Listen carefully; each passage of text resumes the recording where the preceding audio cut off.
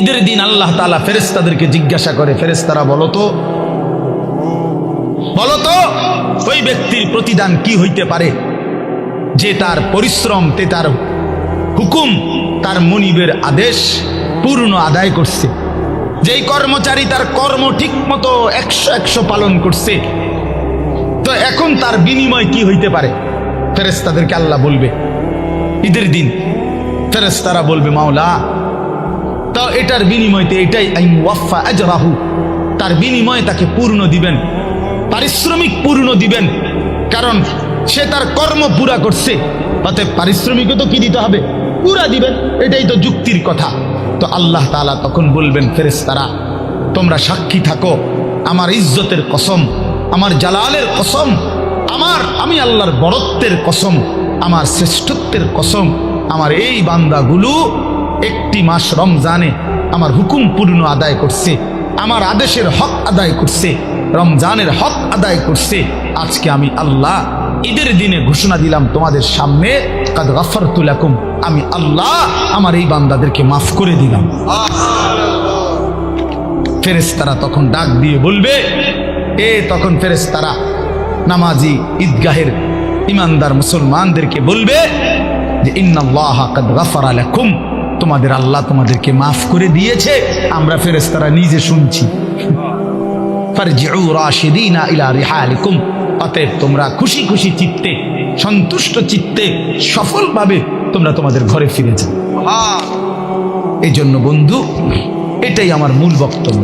আল্লাহ তাআলা মাহে রমজান আমাদের সামনে, আর মাত্র 30-32 দিন, খুব সম্ভব 32 দিন হবে, এরকম কতদিন? 32 দিন। আর মাত্র আমার শায়েখ আল্লামা মুফতি মুশতাকুন নবী সাহেব হুজুর এখন প্রত্যেক মাহফিলে এভাবে শিখায়, বলায় যে আর মাত্র 32 দিন মাহে রমজানের শুভ দিন। কয়দিন? আর মাত্র, বলেন না, মাহে রমজানের শুভ দিন। আর মাত্র 32 দিন রহমত মাগফিরাতের শুভ দিন। আর মাত্র 32 দিন নাজাতের শুভ দিন। আর মাত্র 32 দিন ইফতার সাহারির শুভ দিন। আর মাত্র 32 দিন 20 রাকাত তারাবির শুভ দিন। আর মাত্র 32 দিন মুত্তাকি হওয়ার শুভ দিন। আর মাত্র 32 দিন জান্নাতি হওয়ার শুভ দিন। আর মাত্র 32 দিন লাইলাতুল কদরের মর্যাদা পাওয়ার শুভ দিন।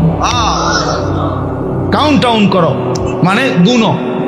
আর মাত্র 31 দিন, আর মাত্র 30 দিন, কাউন্ট ডাউন, সংখ্যা গুনো। এটা উচিত নবীনগরের মুরব্বী এখন আসছে, আল্লাহু আকবার। এখন তো এই জন্য বললাম, আমরা অনুরোধ করছি প্রিয় বাপ, বয়স্ক বাবারা, আপনারা এবার আপনারা বলবেন যে হুজুর আমগুলো তো কিচ্ছুই করলেন না, কাল ফোলাইন রে কইলেন। আপনাদের জন্য কথা হলো এটা বাপ, আপনাদের জন্য প্রথম জিম্মাদারি। আমি প্রতিদিন এটা বলি, আপনাদের স্ত্রী সন্তান, আপনাদের ছেলে মেয়ের ঈমান আমল আখলাক, বন্ধু আমার, বাপ আমার, এদের এই ঈমান আমল আখলাক, এইটার সংশোধন, এটার ফিকির, এটা আপনাদের মূল জিম্মাদারি। এটাই আপনাদের মূল জিম্মাদারি। আপনারা দয়া করে ঘর যদি পুরা শেষ করতে নাও পারেন, কিচ্ছুই তো না, আপনারা যদি সোফা, খাট, পালং, পরিবারের সবটা চাহিদা, মনে করেন 4 রুমে 4টা খাট দরকার, আপনি হয়তো হায়াতে থাকতে 2টা খাট ব্যবস্থা করতে পারছেন, তেমন অসুবিধা হবে না, বাকি দুটোটা হেতে বানাইতে পারবো। আপনি দেখেন বাবা, হেতে আরো সুন্দর বানাইতে পারে। যে মকবুল ভাই দায়িত্ব নিচ্ছে, উনি নিজে কইছে, তাইলে এই জন্য সে আরো সুন্দর বানাইতে পারবে। আপনি অপেক্ষা করেন, আপনি সাদ্দা না দিতে পারলো সে দিবে। অতএব শুধু দুনিয়া মিলাইবার জন্য আপনারা বাবারা, বয়স্ক বাবারা, অভিভাবক যারা, ছেলের বাপ, মেয়ের বাপ, স্ত্রীর স্বামী, দয়া করে বাপ, আপনারা গহনা অলংকার, আসবাবপত্র, খাট, পালং, সোফা, ফার্নিচারের জন্যই আপনারা আপনাদের এই সময় হায়াত শেষ করেন না, বরং সংসারের পবিত্র দায়িত্ব, স্ত্রী সন্তানের মূল দায়িত্ব হলো আপনার উপরে, তাদের ব্যাপারে আল্লাহর কসম, তাদের ইবাদত, তাদের ঈমান, তাদের আমল, তাদের আখলাক আপনার বিবেক দিয়ে ভাবা উচিত। আমার ছেলেটা 16 বছর কোনো দিন ফজরের নামাজ পড়ে না, আমি কেমন বাপ, আমার ছেলেটা কেমন ছেলে। আমার মেয়েটা কোনো দিন পর্দা করে না, আমি কেমন মা, আর আমার ছেলের মেয়েটা কেমন মেয়ে। বলেন, আমার ছেলে সারা রাত সারা দিন মোবাইলের উপরে পড়ে থাকে, বন্ধুদের আড্ডা। আহা, কত ছেলে আছে তাদের বাপ কদুর সুকি দিও উকি দিও ফোলাগারে দেখেন। এই চোরে এমন চোর, এমন ডাকাত, এই ডাকাতের সবচেয়ে বড় শত্রু তার বাপ।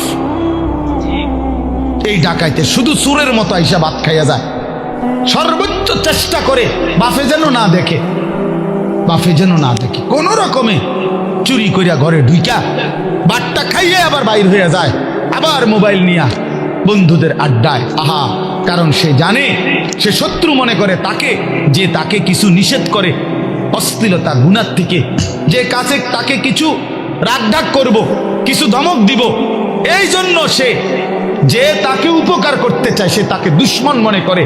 আর যে বন্ধু তারে একটার পর একটা অশ্লীলতা, নারী, ছবি, বেহায়াপনার মধ্যে লাগাইয়া রাখে, সে তাকেই কেবল বন্ধু মনে করে, ও ফ্রেন্ড, আর বাবা দুশ্মন। ওই হলো বন্ধু। বন্ধু হলো সে যে আমার নিজের এমবি শেষ হয়ে গেলেও যে বন্ধু নিজের এমবি দিয়া, নিজের মোবাইল দিয়ে আমার উলঙ্গ ছবি দেখতে হয় দেখ, সেই তো বন্ধু, সেই তো বন্ধু। বন্ধু তো সে যে আমি মদের আড্ডা চিনতাম না, আমার প্রিয় বন্ধু আজকে আমাকে নেশার জগতে, অন্ধকার জগতে আমারে ঢুকায় দিছে, সেই তো বন্ধু।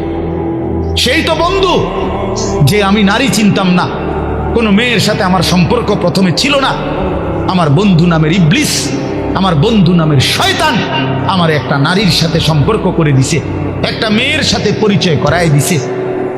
আহা, আল্লাহ রসুল সাল্লাল্লাহু আলাইহি ওয়াসাল্লাম বলছে কিয়ামতের আলামত অনেকগুলোর মধ্যে 4টা আলামত এরকম নবী বলছে, আতা আর রাজুলু ইমরাআতাহু আক্কা উম্মাহু আদনা সাদিকাহু আকসা আবাহু। নবীজি বলছেন এই 4টাও কিয়ামতের আলামত। একটা হলো ব্যক্তি তার বউয়ের গোলামি করবে, মার নাফরমানি করবে, বাবাকে দূরে সরায় দিবে, বন্ধুকে আপন করে নেবে। এই 4। স্ত্রীর গোলামি করবে, বেডি যেটা কই দেয়, বেডি কবে সান, এটা সাঁদে। দুপুরে মনে করেন, দুপুরে যদি বউয়ে কয় কি সুন্দর চাঁদ উঠছে, আসলে তো চাঁদ এত সুন্দর হয়, তুমি না বললে তো খেয়াল করতাম। বোঝেন না মুখ বুড়ায়, কয়টা দুপুর 12টায় চাঁদ।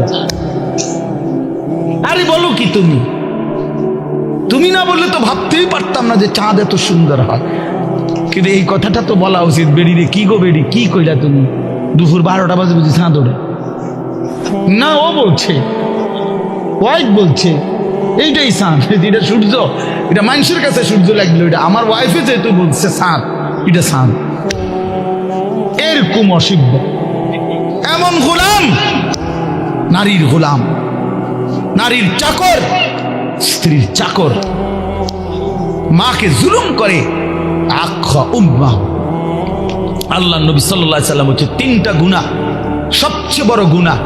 একটা হলো আল ইশরাকু বিল্লাহ, আল্লাহর সাথে শিরিক করা। 2 নাম্বার হলো উকুকুল ওয়ালিদাইন, মা বাবার নাফরমানি করা। 3 নাম্বার হলো শাহাদাতুজ জুর আও ক্বালা কাউলুজ জুর, মিথ্যা সাক্ষ্য দেওয়া অথবা মিথ্যা কথা বলা। নবীজি বলছে, একটা হাদিসে বলছে এই 3টা হলো আকবারুল কাবায়ের, সবচেয়ে বড় কবিরা গুনাহ। মাকে কষ্ট দেয়। আমাদের বাংলাদেশের একজন বুজুর্গ আছেন, আমাদের আদিব সাহেব হুজুর, আল্লামা আবু তাহের মিসবাহ। এই হুজুরের একটা লেখা আছে, মাকে রাজি করো, দুনিয়া আখেরাতের কোথাও আটকাবে না। মাকে খুশি রাখো, মাকে খুশি রাখো, মায়ের মুখে হাসি ফুটাও, তোমার জান্নাতের দুয়ার খুলে যাবে। বাবার মুখে হাসি ফুটাও, তোমার জান্নাতের দুয়ার খুলে যাবে। এই জন্য আমি অনুরোধ করছি, বেশ আজকে নওজোয়ান কিশোর তরুণ বাবারা, বয়স্ক বাবা, আপনাদেরকে বললাম, আপনাদের ছেলে মেয়ে স্ত্রীর নামাজের ফিকির করেন, রোজার ফিকির করেন, রোজার ফিকির করেন। আল্লাহ তাআলা বলছে ওয়া'মুর আহলাকা বিস-সালাহ, আপনি পরিবারের সদস্যদেরকে নামাজের আদেশ করুন, এই জন্য আল্লাহর আদেশ। এই জন্য আজকে মাহে রমজানকে সামনে রেখে জীবন পরিবর্তনের একটা সিদ্ধান্ত নওজোয়ান তোমরা নিতে পারো কিনা বলো, বলো বাবা, কিশোররা বলো, নওজোয়ান তোমরা বলো, নওজোয়ান তোমরা বলো। আমার একটা অনুরোধ, হাত নামাও, আমার একটা অনুরোধ হইল, এখানে যাদের বয়স 30-এর উপরে, আপনারা বাদে, আপনারা যেমনে আছেন এমনি বসবেন। 30-এর ঊর্ধ্বের বয়স যাদের, এরা উঠেন না। বাকিরা 30-এর নিচে যাদের বয়স, তোমরা দাঁড়ায় বল, দাঁড়াও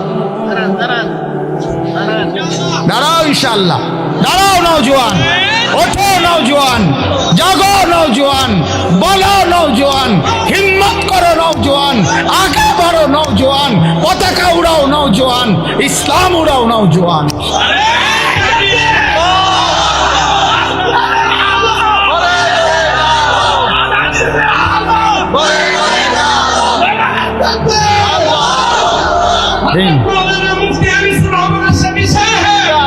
মাশাআল্লাহ, ঠিক আছে ইনশাআল্লাহ। নামাজ পড়ো বাপ, আল্লাহকে রাজি করো, দিনকে মানো, ইনশাআল্লাহ তোমার হাতে ইসলামের পতাকা উড়বে, ইনশাআল্লাহ কালেমার পতাকা উড়বে। ছিটকে পড়ো না, আমি বললাম পতাকা কেউ না কেউ তুলবেই, ইসলাম বিজয় হবেই হবে, কিন্তু তুমি কামে লাগলা কিনা এটা দেখার বিষয়। আবারও বলছি, প্রয়োজনের মুহূর্তে যদি দল থেকে ছিটকে পড়ো, ইমানের পতাকা যদি তুমি ধরতে না পারো, মাহাদির পতাকা যদি তুমি ছুঁইতে না পারো, দাজ্জালের বিরুদ্ধে যদি সিনা টান করে দাঁড়াইতে না পারো, একদিন তোমার মৃত্যু হবে বেঈমানের মৃত্যু, কুকুর বিড়ালের মৃত্যু, জন্তু জানোয়ারের মৃত্যু হবে, মনে রাখো। নারী তোমারে একদিন জাহান্নামে নেবে, অশ্লীল ছবি তোমারে জাহান্নামে ফেলে দিবে, দুনিয়া তো ঘৃণিত হবে, লাঞ্ছিত হবে, লাঞ্ছিত হবে। এই জন্য দয়া করে চরিত্রহীন হইও না, আখলাক নষ্ট করো না। মাহে রমজান আমাদের কিশোর তরুণ নওজোয়ান, এদের পরিবর্তনের জন্য হাতিয়ার হোক, আমি এই দোয়া করি, এই কবুল করি। আল্লাহ তাআলা আমাদের সব নেক তামান্না কবুল করেন। আজকের এই মাহফিল আল্লাহ তাআলা ভরপুর বরকত দান করেন।